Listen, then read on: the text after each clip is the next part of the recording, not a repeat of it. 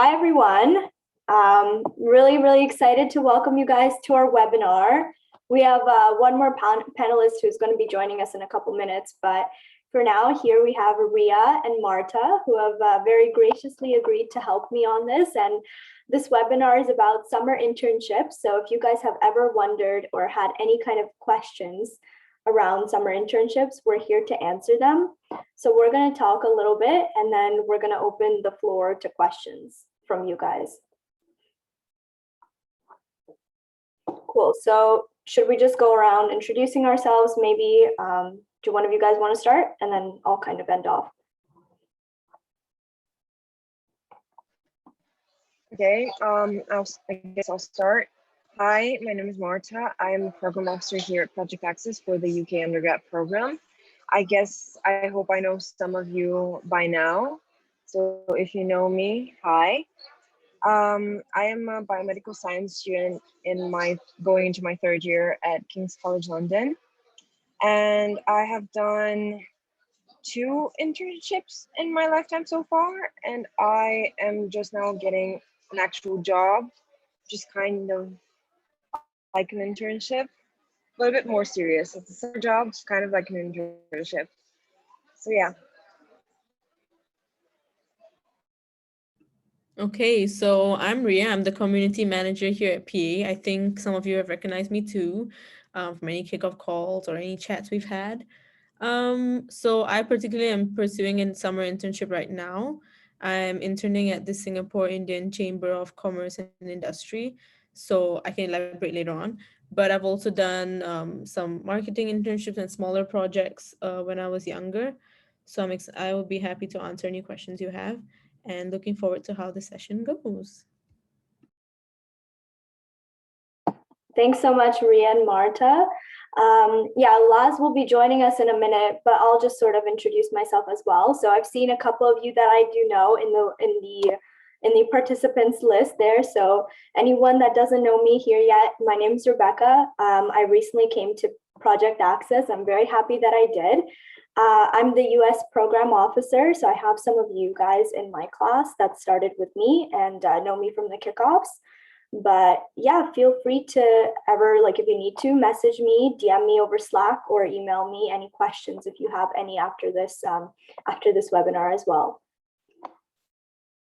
And a little bit, I guess, like also about my internship background. I currently also have an internship, my first one, so I don't have too much experience to speak of, but I'm working in the tech sector, so very excited to elaborate about that later on. And I'm currently going into my third year at the Schulich School of Business here in Toronto, Canada, studying business with a concentration in marketing this year.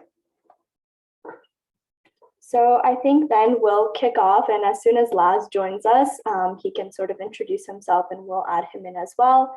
So I guess also, can you guys just elaborate about your internships, what sector they're in, what company you guys work for, some of your duties?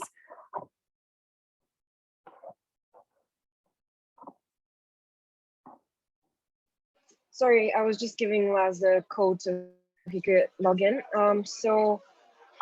I guess I'll start with my first internship, which I did when I was 17. That was in the business consulting sector. I was interning for their consultants here in Bulgaria. I'm Bulgarian, so I'm currently based in Sofia, Bulgaria.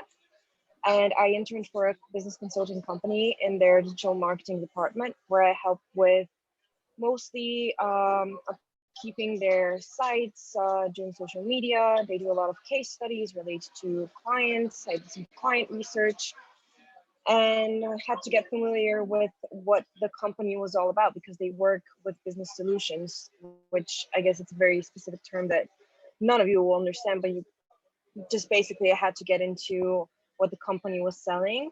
Then my second internship in my after my first year at university was in a pharmaceutical company, again here in Bulgaria. I tend to spend my summers at home.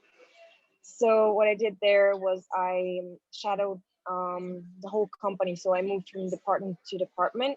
The only department that I didn't go into was production. So in a nutshell, a basic pharmaceutical company, what they do is they have production and they have trade.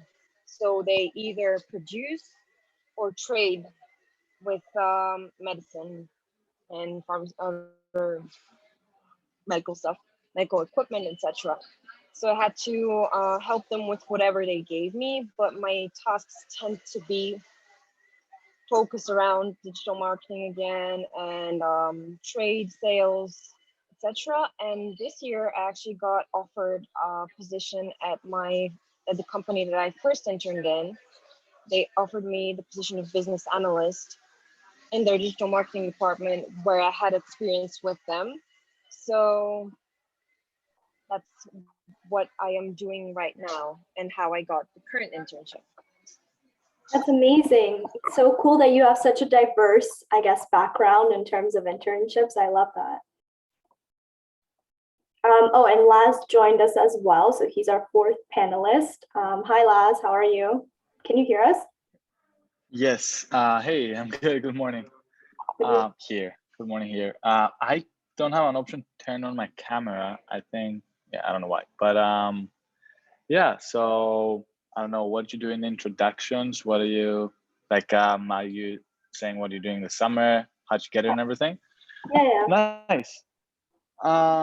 So this summer I'm doing research at NYU, Langone in New York. And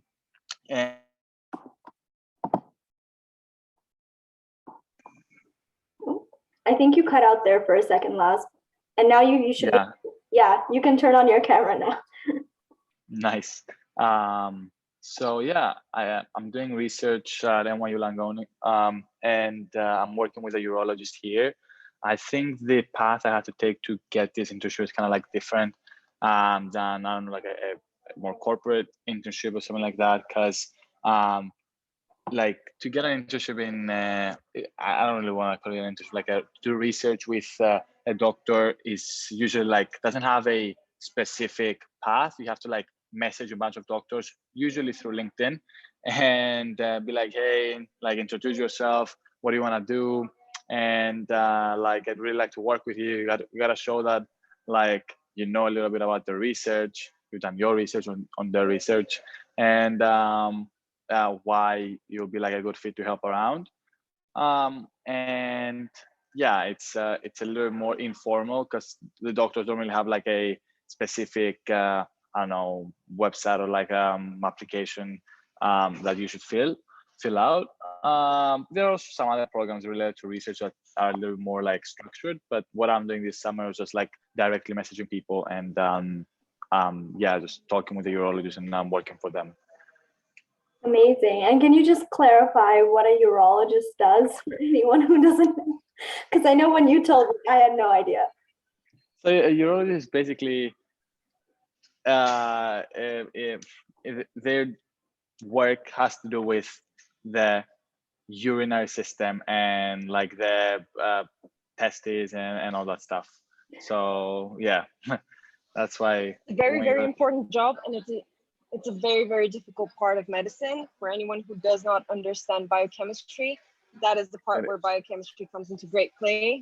Exactly. Very important, and helps in the like reproductive system and everything. So we need it. Amazing. Yeah. And Ria, you want to talk about your experience as well?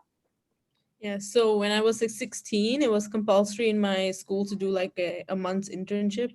So I did an internship, it was marketing and design. So I worked at this health food restaurant to market and design their different food options. So like their menu, I designed their menu and then I was trying to set up their social media.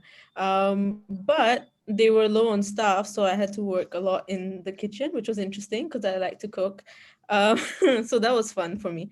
Otherwise, I also kind of used some of my summers to give tuition and to help out teaching other students like math.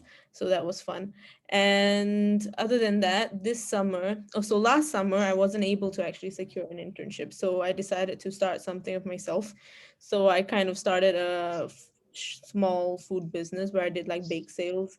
And I set up an Instagram account where I made a lot of food videos, talked about sustainability, food wastage, and basic food vlogs because again, love to cook.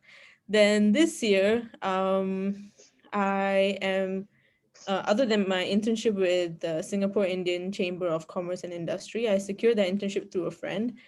She was working there at the time and she actually wanted to leave to get, because she got another opportunity. So she had passed my name on as well. So I went through the applications, I submitted an application and I was able to secure it.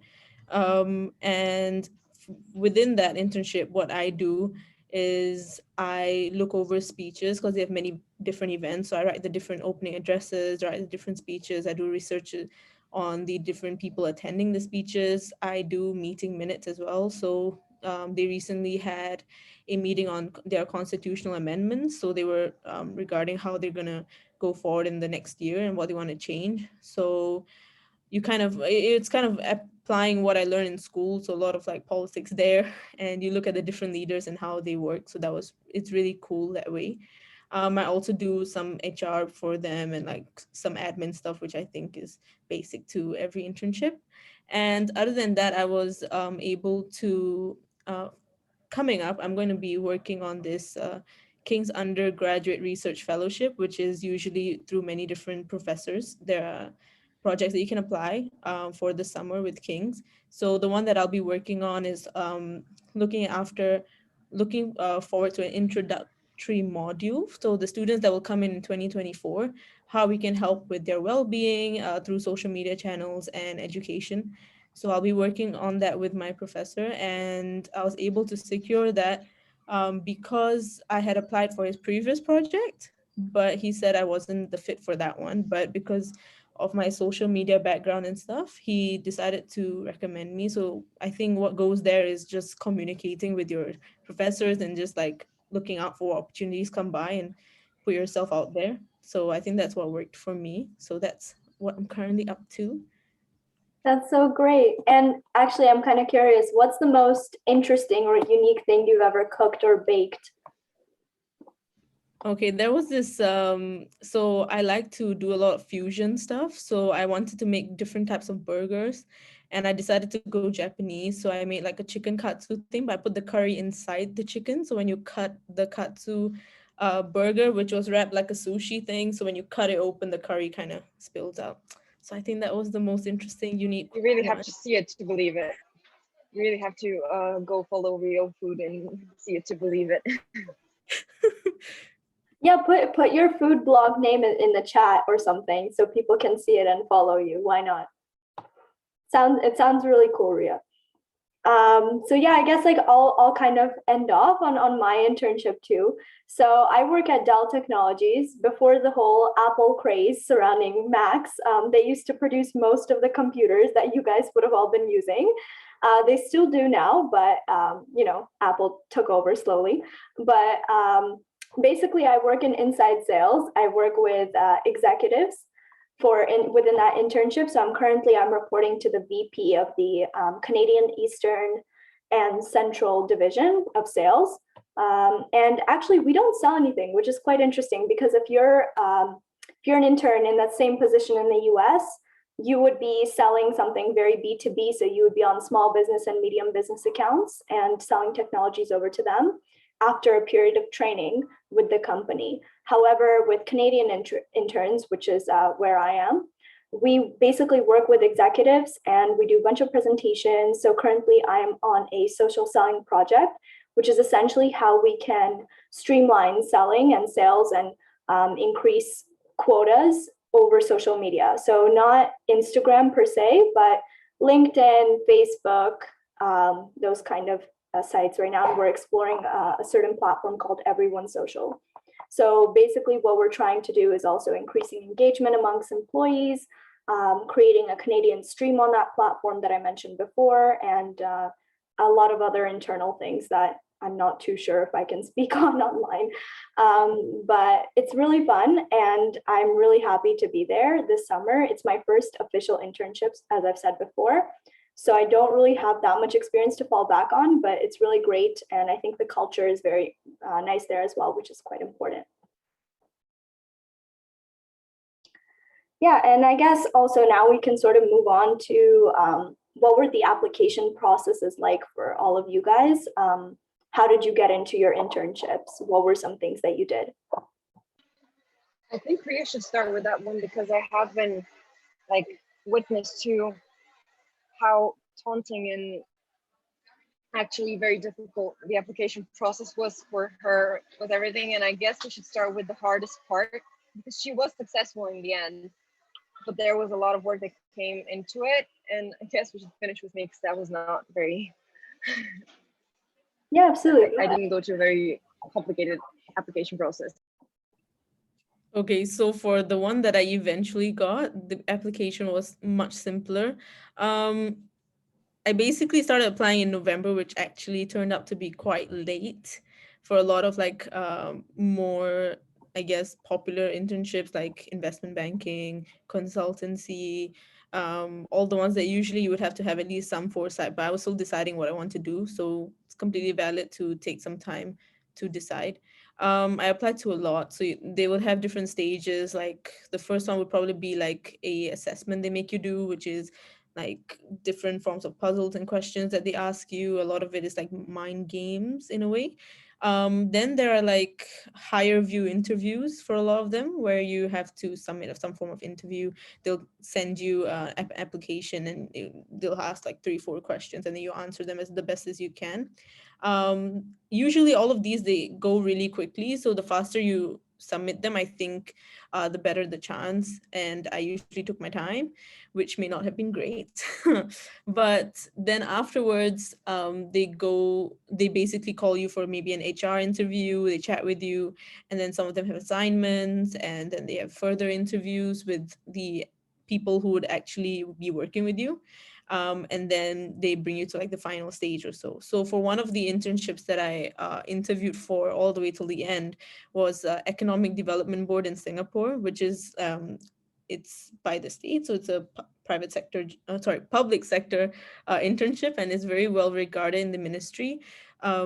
So for that one, I had to basically submit an assignment first. I think they had a higher view interview, and they had some questions you fill out, and did like a mini essay assignment. Then they called us for the HR interview, which was also on Zoom. And then they called us for the next interview, which before that you had to do another assignment and research for the project. And then they really brought me for the interview, and then they did reject me, which is okay. You learn from all your experiences. So afterwards, for this internship in particular, I was just searching a lot of the websites on LinkedIn. You search a lot of websites, and then you just really go, even with like connection that you have, you just ask your friends what they're doing. And sometimes because most of them also have internships at different times. I think one of the trouble for me was that because I'm studying in the UK, I end my semester like in June, at the start of June, and most internships here start in May because their semester ends at the end of April. So a lot of times they would definitely prefer other applicants in that sense. So that's up to you. See which country also you want to intern at. Like if you have your student visa, I think you can intern overseas. But given COVID, it was a bit complicated. So this is where I ended up. And for this process, because it was like a friend's referral, they just asked me to come down for an interview, and we had a few questions, and I had researched the night before, like I researched a few nights before, and I prepared my answers. I went down, I answered, and then they told me the scope of the job. And I asked what they expected of me and how I could best help them out. And then they offered the job the next day. So that was great. So that was the nice one. That was the good internship that worked out. Then for the research fellowship, it was via this uni. I had applied the previous year, but that one didn't follow through. I think a lot of times they may prefer second year students, but it's completely up to you. I think for internships with your school or research fellowships, you definitely need to communicate with professors quite a bit, talk to them, maybe go to office hours. And I think a lot of students don't do that, which it's nice to just put yourself out there, network with them, because I think that leads you to a lot of opportunities and connections because you'll be in their minds, especially when your professors will be having some form of fellowship, or they will need funding to hire someone to help them out with some projects eventually. So it's just nice to put yourself out there. And I had a whole conversation with him about which fellowship I should go for, which he thought I was the best fit. So I really want to work with him because he really was such a nurturing professor, and I talked to him about his well-being resources as well. So he reached out to me after rejecting me for the other research fellowship, which was about like war memorialization. So still politics, but not maybe I probably was not the best fit for it. So then he reached out to me about social media marketing, analysis, student behavior, and then therefore in education, in which I'm also working with PA. So that's a great fit. And sometimes you just find what works for you eventually, and it does actually work out. So I think I didn't need to be as scared as I was throughout all my applications. I think just a sense of calmness and think about what would work for you the best, and then look for jobs in that way. Yeah, that's for me. Yeah, for sure. I mean, it sounds like quite an extensive process. And I like that you mentioned that you have to be calm and patient throughout it all because, that's very important. I'm glad you got the job in the end, and you're getting such amazing opportunities to get your experience. And there are definitely a lot of highlights there as well, as like leveraging your connections, which is very important, networking for sure, and yeah, a lot of good lessons there. Laz, what about you?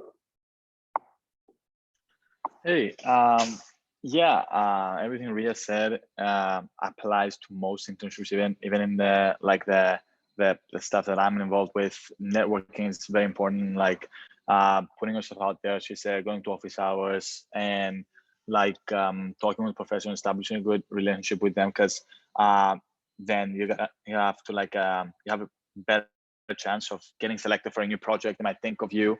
So for me, my first year, it was I think Ria also mentioned that as well, that first year is kind of like hard to get an internship. They usually prefer a little bit older people. So even for research that I was like I was looking for an research internship to apply to, it's kind of hard, but it's easier if you go through the like direct route of a professor when it comes to like, hey, I want to do research with you and show that I'm really interested with you about your research and all that stuff. Because if you go through a program, usually at least let's say in the research path, you can't they can't select it because you haven't done a lot of classes. So I haven't done like, let's say, biochem and all the necessary classes by the end of first year. So I don't really have like the what it takes to be part of a big research team. But if you go through like a little more informal path and reach out to professors and be like, this is what I can do and everything, or they can like adjust a little bit. So here's what we do. You can help us in this and this and this way. Are you like interested? I think it's a little more feasible to get something earlier on. So that's what I did a little bit in my the summer of my first year. Then summer of my second year, I was gonna do same thing I was doing right now, but it got canceled. So got pushed to this year. And I think for me, what really helped was literally getting that premium LinkedIn free trial for a month and just spamming a lot of people with like the same message about me and all that stuff, but adding something about their research and everything. Show that you've done like you look them up and you know what you want to like get involved with. And there's also like certain programs that you can apply to, but those are very very competitive.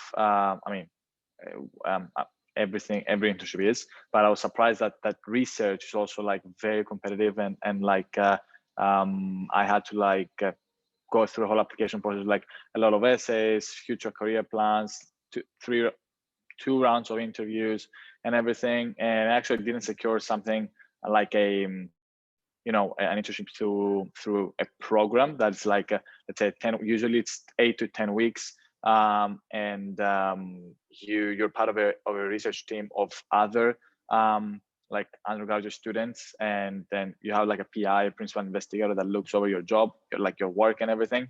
I didn't get something like that. As I said, it was a little more informal and working directly with a doctor. Those internships, those research programs that you get to apply through and like go through a whole process, usually they're paid. But if you go like through the path of just finding a doctor on your own, then it's usually unpaid. But there's a lot of like grants that you can apply to. I got a lot of like fellowships and grants from Yale. So I'm not getting paid directly from my from the doctor I'm working for, but I got a lot of money from Yale. And yeah, I think it's very competitive, but if you put yourself out there early and start early, because if you start that process, let's say in February or March, then trying to secure something for the coming summer, the chances are kind of like slim unless you're kind of lucky. But if you start like early and you put the work and everything, it will eventually turn out to be okay. Like even if it doesn't in the first year, you still have like plenty of years to like work and get exposure to something like you're really interested in. So yeah. Yeah, absolutely. And can you give us maybe some tips and tricks around LinkedIn that you noticed in the premium mentorship month? I'm not the best in LinkedIn. I think someone who's like a little bit more doing a little bit more corporate stuff maybe would know better, but I literally used it for a month. And what I did actually was that since I had LinkedIn Premium, I went to Yale. I looked for like Yale alumni because they're usually very keen to like help if they're alumni. So I looked for alumni, and I also try like after I found like their name and everything, I went and looked them up and try to find similarities between me and them at Yale. Because for example, let's say we're in the same college, it's the same major, did this, did that. So I wanted to like bring that up to make it a little more warm. And I also paired that with like the areas I wanted to work at. So for example, I like filtered my search for like hospitals in New York and Yale, and then I was getting people who were affiliated with Yale working at New York hospitals. So and that's how I targeted my research on LinkedIn. But it was nothing like I'm not the best on LinkedIn. I haven't used it ever after that. After I got into it, was like, see ya. But yeah. No, but that's a really good advice, because I think that alumni are much more likely to connect with you, because they're from the same university that you attend. So it's always nice helping out a fellow colleague, I guess you could say, or fellow student. But also if you find that point of connection and point of similarity, like you said, I think they're going to be much easier to connect you if they have some common interests as well.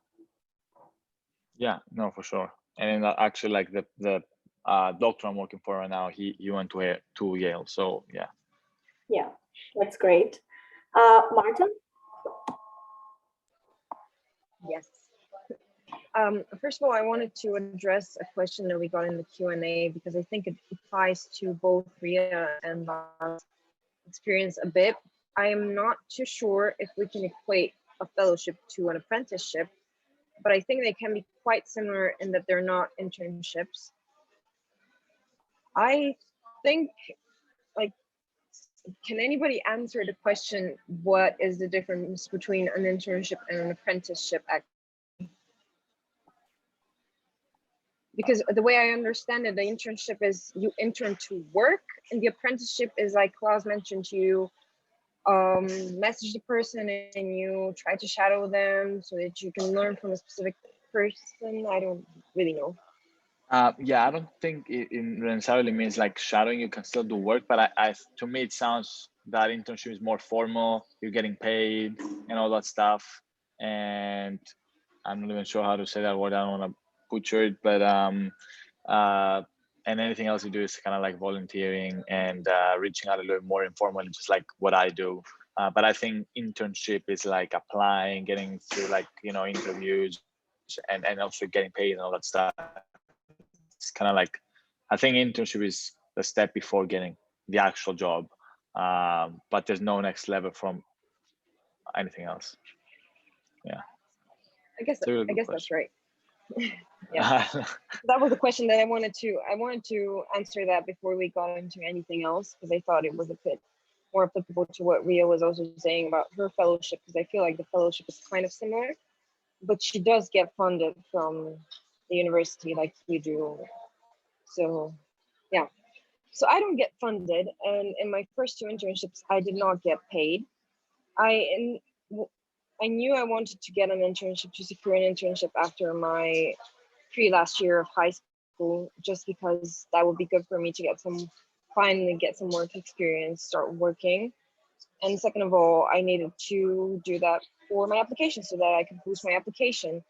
And that is very difficult here in Bulgaria where I live, because we do not have a lot of internship programs, and we do not have a lot of stuff available, especially for people who are under 18, especially for people without bachelor's degrees, especially for people who have not gained any special skills. So that's what the internships are mostly targeted towards, like people who have already gotten their degree and have already passed several trainings and gotten some certificates. So I was quite lucky to get my internships, most of them by word of mouth. So the people in my circle, my parents and their colleagues, since my parents work in business, I have colleagues work in business as well. And so they were saying, oh, you know, that my daughter, is actually not that common for people to have English certificates here and to speak English quite well. So that's something that boosted me a lot. And I was able to get into my internships by people saying to people, you know, she's quite good at English, like she is quite fluent. She could help you with this, she could help you with that, because more and more companies are trying to expand and go international. And when the people who are actually leading those companies don't have those skills, you can be very valuable. I think I speak for many countries of the same, I could say, type. Like for many international people in their country, some of the companies that may give them an internship do not have the skills that we as young people living in an international world do. So that's how I got my first internship. I didn't have a formal interview because I was very part-time, they're not on a contract. I was there to do a lot of work without getting paid, which I guess it's not very, this is not very good, but you have to start from somewhere. And then my internship last year, I actually couldn't secure an internship as well. So I met with a couple of people. It was basically networking. I met with a couple of them. I said, great. They would say, great, we want to start with you. We want to start working with you. And I was interested in the pharma industry because I wanted to see if that was something that I was interested in doing. But eventually, two of those opportunities never got back to me after saying, yes, we will get back to you. So then it got to the month of July where I had 2 offers with no follow-up, which was very disappointing. And I went to another interview where I secured an internship again, part-time, non-paid, just so I could be there, be present, and see how the work is done. So that's how I got my opportunity, and I actually got a very nice recommendation afterwards. So it wasn't all in vain. And I guess this year it was amazing because I had already gotten a job. I didn't get a job in London. I didn't get an internship in London. So I had decided that I was going to work not in my sector, I was just going to work for the sake of working. When the company that I first did my internship, I did my first internship at the consulting company. They called me and they were like, do you want to maybe come in for an interview? We're looking to have some interns over the summer and we remember you and we are interested in getting you back in our department. People really loved you when you were here 2 years ago. So I went there and they actually did hire me not as an intern, but as a full-time business analyst, which I am doing right now. And it was an amazing opportunity. So that's how I got my opportunities. But I can also speak for people interested in doing medical / biomedical / biological internships, same as Laz. What they advised us in uni was to reach out to your professors, just basically look into their research, look into what they're doing, and ask them, do you need people for this? Because universities fund research not all the time, it is very limited. So you have to reach out to the right people, tell them the right things, and then they can tell you if they need you or not. I don't know if I can answer any question, anything else about that. Yeah, no, that was great. I mean, some things that I would really love to pull from what you said is really, for one, you got to start somewhere because that's always true, especially if you're young. not a lot of people want to hire young people for internships. So sometimes it's just important to say like, oh, I'll volunteer for you for the summer. And like Marta said, like they can later contact you and maybe offer you a full-time job or part-time job or summer job, whatever the case may be. It's very important to also make a really good first impression. Again, also pulling what you said from your experience. So that's really valuable for sure. I mean, on my end also, like I didn't have a formal internship before this one, but I did work like just for the sake of doing something and volunteering. I volunteered at law firms, which is very, for the field that I want to go into, it's very relevant because I want to be a lawyer.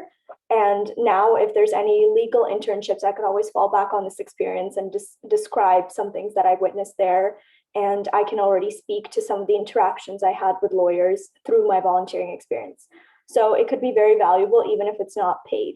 That's really crucial. And also just to answer one question that we got as well before I say, so someone said they're a 15-year-old girl and regarding internships, they couldn't find anything in their interest area, which doesn't require you to be at least 16. What can they do? So yeah, that often happens, at least from what I know. Not a lot of people will want to hire you if you're 16, if you're not even 16 yet. I don't know if there are any laws surrounding that, but that could also be the issue. Yeah, but also I guess what you can do in the meantime is definitely get maybe some certificates in the field that you're interested in. Like there are a lot of places online that, for example, right, you could get like something Excel related, right? So you can, do something with spreadsheets, and then that's a good certificate to have on your CV. Or take a few like online courses to definitely increase your knowledge in the field that you're interested in. Or like I said before, volunteer somewhere, offer your time for free for one summer, and that could later come back and turn into something paid for sure. Every experience is valuable, and what you end up putting on your CV that could help you at some point down the line. For me, it was also like leveraging my connections, how I got the job at Dell. My father works for Dell. I don't know exactly what he does, but he's like very in the techie side of things, which, I'm not good with tech, as you guys all saw this morning. I couldn't figure out this webinar. So my apologies for that again. But yeah, like he does some tech stuff, but actually I didn't get the first job that I applied to, even at Dell, like despite my father being a contact, like I still didn't get the first job that I applied for. So it was quite difficult. There was a lot of competition, and I applied for something in my sphere, marketing, and then I got something in sales. So actually what ended up happening was a recruiter saw my application for the sales side. They were a sales recruiter, and they saw my application for the marketing side in the US. And they're like, you can come in and we'll do an interview. We liked your application. So that could happen as well. Like a recruiter could see your application. Maybe you weren't a good fit for one job, but you could be a good fit for the second. So sometimes that is the case as well. It never hurts to try again. So that's very important. And I think, Laz, we also have a question for you in the chat here. I don't know if you see it. Yeah. Okay. So how to convince a professor you'll be a good candidate even though you don't have any previous research experience, and then something about like R. So I mean, it depends what kind of research you're gonna do, but for me, it was that first of all they wanted to talk to me, and I think the first part is to in your message to show that you know what they're talking about, what they're doing, what like research they're doing, and why would you be like interested in that? Because like if you message a professor and be like, "Oh, can I work for you this summer?" It's gonna be definitely gonna be no. Like, why would I get you? But if you like research online, like what they're working on and all that stuff, kind of like related to what you're doing. So, for example, for me, right now, because I'm actually in this process right now, because as part of my degree in my last year, I need to be involved in a research lab for the whole year, and then that's gonna be like my thesis.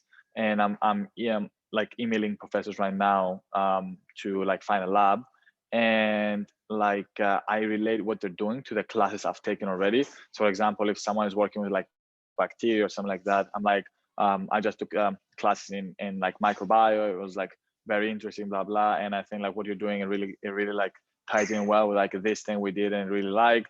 And also I usually mention like the professor's name that I like taught the class. So like I showed that like you know, we had a really good like relationship with that professor. So I took like Professor Hadger's class. She was like excellent, blah, blah. So like you kind of like correlate everything, like bring them all together, and then they usually like want to talk to you. And one thing that I think applies to everything, every like human like relationship, is like being enthusiastic and kind of like show that I really want to do this, I really want to be part of this, and then again, prepare a little bit before you like talk to them. For me, it's a little bit, it's not like an interview like when it comes to like this kind of like research, when it comes to like talking to professors directly, but it's like telling them, showing your interest in what you're doing and being enthusiastic. And then I think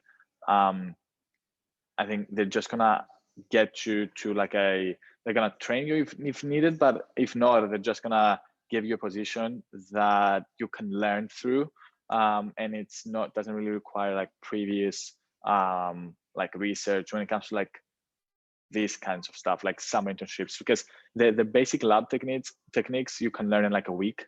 So like if you get in a lab and you kind of like use a pipette or like basic stuff, it's just like a week, and then you can literally take off from there and have your own like setup and like, you know, and work on your own. So you don't really need a lot of previous experience. Once you have it, it actually helps, but it's not required for like a general, you know, just like a summer internship. If you want to work in research later, then yeah, you can't really graduate from like a biology degree, biomed or something like that, when I go into research without having done any research internships before.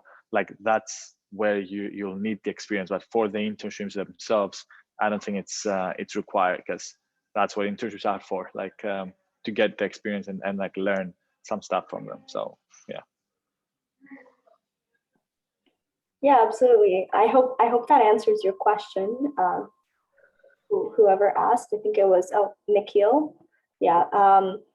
Yeah, I guess just to wrap up, because we've been talking for quite a while. I guess, can you guys maybe list one obstacle from your internship and how you got around, or what you learned from it?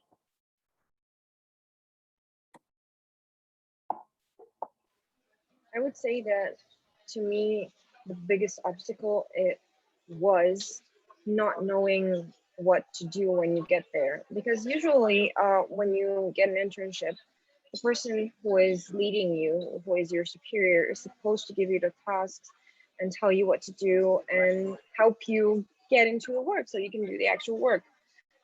So even if I was very motivated and even if I was ready to work and work a lot, most of the times you have to be ready for the person to not have the time to tell you everything. And that can be quite challenging, because then you feel like, oh, am I doing enough work? Am I doing the stuff that I have to do? Most of the times they're not going to follow you around and lead you by the hand. You have to have initiative, and you have to give them just 100%, even when they are asking for not very specific percentages. So yeah, you have to be ready for them to not have time for you, because you are going to be their intern.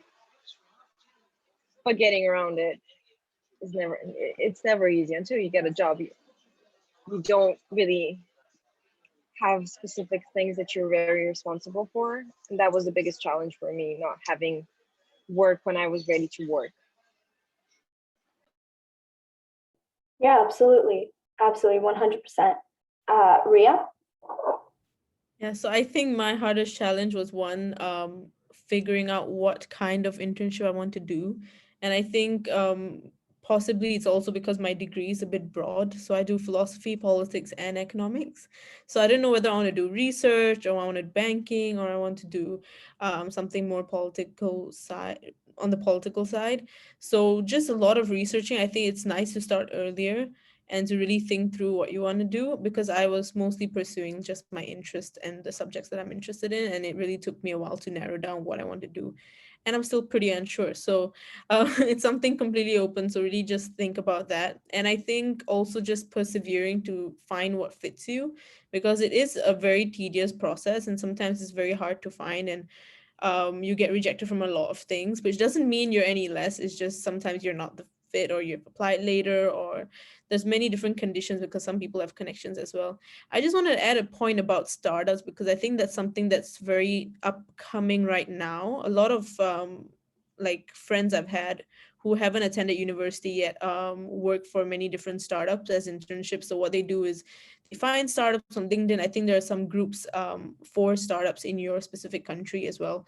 So you could find one that is in your research scope and just drop them a message, because sometimes they will literally take on unpaid internships because that's very attractive to them, because obviously they're startups. So you can get great experience, and the scope that you work in is also quite large, because it's quite open in the role. I feel like I feel that some internship programs are very focused already, because they've been in place for many companies for very, very long. So you probably are given one research project and you're kind of tied down to that.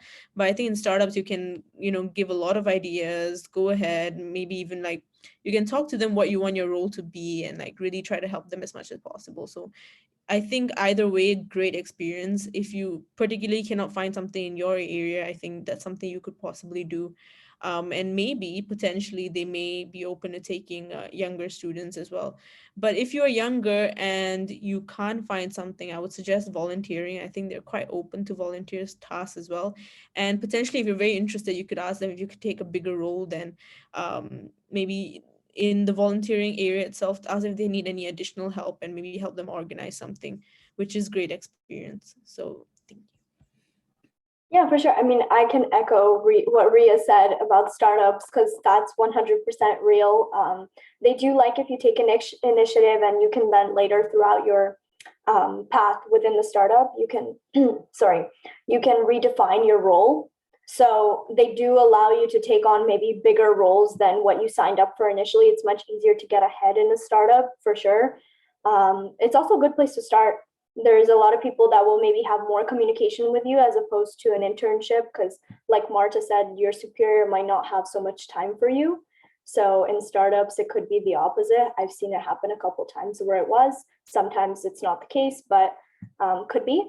But like also Ria said, volunteer, that's a sure way to go. They do like younger students as well, so that's more relevant for your situations. Laz, you want to comment?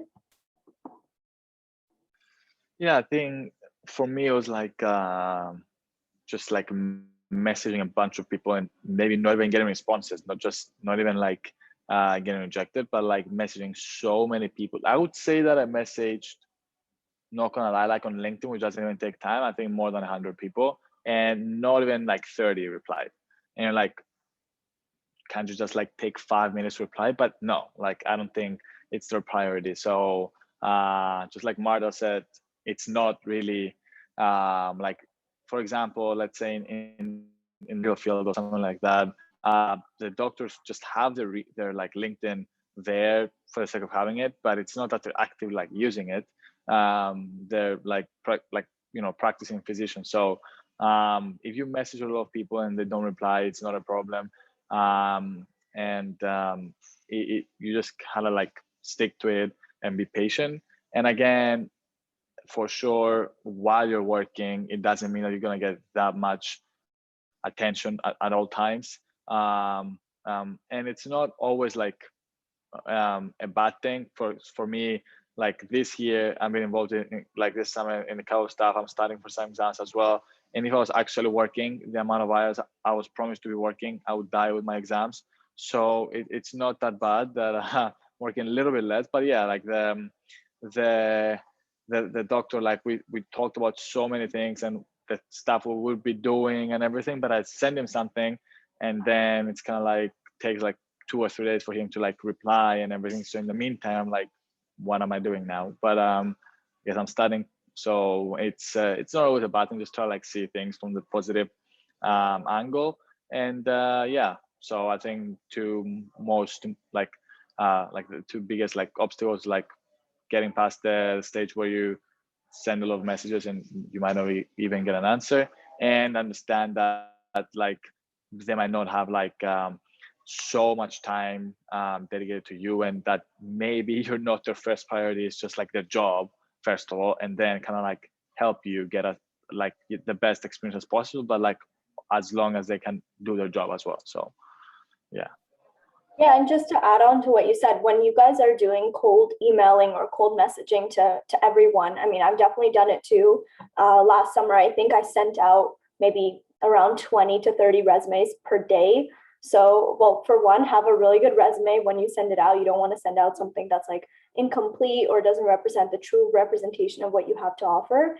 But then I would also say follow up with people. It shows your interest, but also find that balance between not bombarding them with messages, because like you don't want to be that annoying person who's hounding them, but just follow up once, let's say like a week later after you sent the initial message, to really show your interest as well. And for me, an obstacle was for sure, I didn't know my job description, even I'd say a week and a half after starting the job.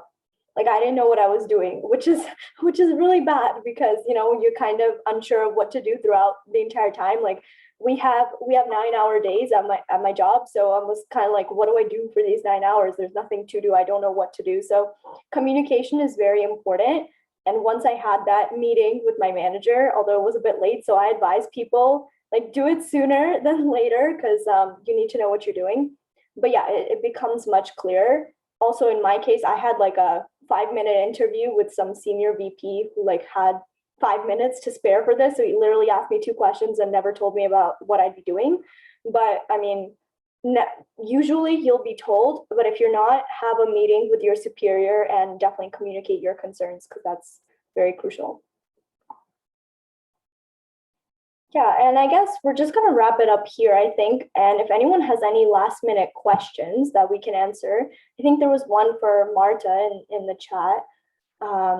They were in a similar situation as you, Marta, and they were asking if there's any way that they could still get an internship. They're from India and in their senior year of high school, applying to the US next year. So if they're already in their senior year, that will mean that if you're in school, it is very, very difficult. It would be very difficult. And if you're in your last year, it would be very difficult to secure an internship. And just disclaimer, that is not a prerequisite for your application. You don't have to have had an internship in order to get into a good university, because most people haven't, because you were 17, 18 and you weren't allowed to work, or because you just couldn't secure one.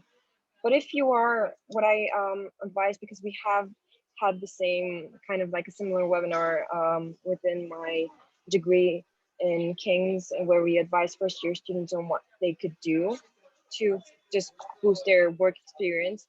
I would say try and go from your connections, as Rebekah said, and as my experience has been, try to ask around. It doesn't have to be a very professional setting. It could be just asking your friends, like you said, or asking your family, do you think I can go and do something somewhere? And I think that is a very viable option for you, if you could do that, because otherwise the world is too big for you to navigate when you have zero experience navigating it. Yeah, 100% agree. I would also say for anyone, like, because we're still in remote this coronavirus bubble.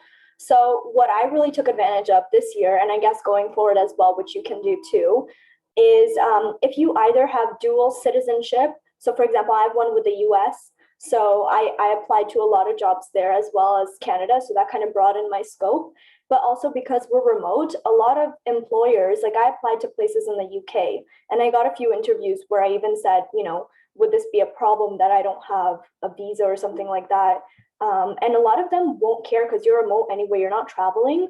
So yeah, there could be some technicalities where like that's resolvable, but it's quite an easy fix as long as it's remote. So I would take advantage of that as well. And we have another question. Is learning a new language useful? Does it make you stand out when applying for an internship? Absolutely.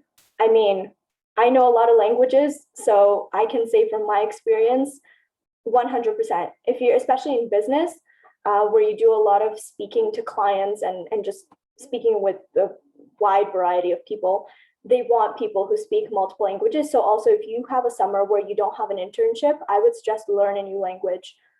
That's what I did when I was younger, and it worked well. It definitely broadens your opportunities. I don't know if anyone else wants to comment on that, but I mean, people are always impressed because in Europe it is just normal to be bilingual, trilingual. It's just polylingual. It's just the thing here. And you don't stand out for knowing English, but having other languages, you may not have to necessarily use them all. For example, in my first internship when I was 17, I had to translate the company's site into French. They didn't end up using it, but they were very impressed. So that can also, like, always, any advantages you can get, if it's a language, if it's anything else, like, it boosts your application above anybody else's. For example, I am currently working in business, but I am going to have a degree in biomedical science. So I have a very diverse background to begin with. Never mind my experiences with languages, etc. It's just having a lot of stuff to show. Yeah, and I mean, also, we have a question here, like, what language is the best to learn besides French? Well, French, if you guys hadn't specified French, that would be one for sure. I would also say Spanish, German is quite also used abroad. I don't know if anyone else can say any other languages they speak that they have found useful. Yeah, Ria.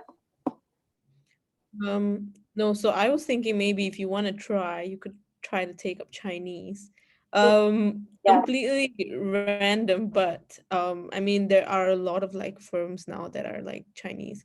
And on top of that, like from Singapore, the majority of people are Chinese. Our working language is English, but so many jobs say like Mandarin. work proficiency in Mandarin. So which is unfair to the minorities. I completely agree with that. But you could try if you're interested in Chinese, and it's always nice to just pick up another language because it adds something to you. Yeah.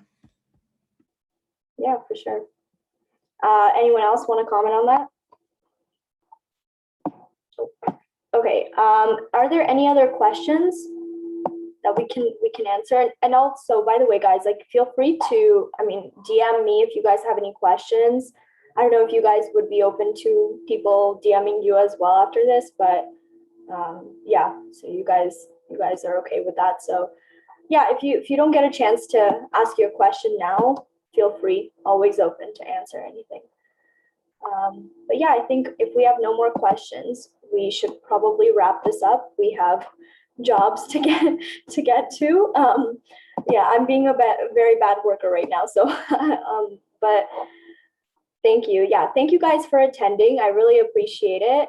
This is my first webinar, so sorry for the tech difficulties. And thank you to all my amazing panelists.